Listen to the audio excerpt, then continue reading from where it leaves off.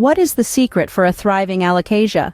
Let's find out by diving into the mysterious world of Alocasia Care, which is like untangling a complex puzzle.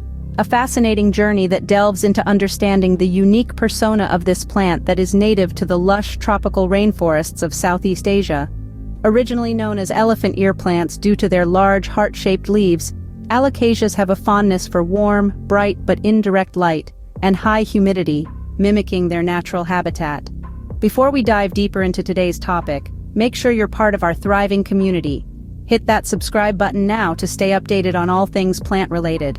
Subscribe and let's grow together. The true game changer, the real secret to thriving alocasias? It's all about watering.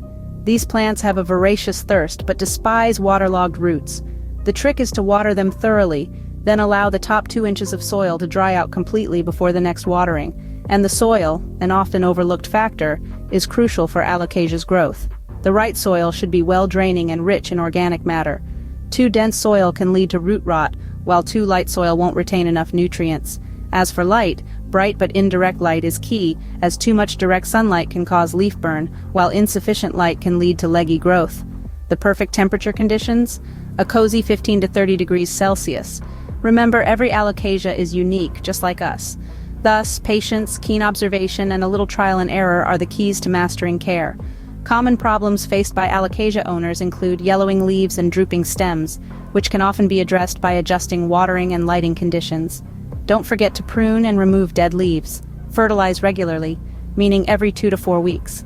Also, don't forget to repot it every 1 to 2 years, or when it outgrows its current pot. Do you have any secret tips for Alocasia care to share? Because in the world of alocasia, when knowledge is shared, it multiplies. Let's keep the circle of plant care going strong. Thank you for watching. Don't forget to click subscribe if you want more daily updates on plants.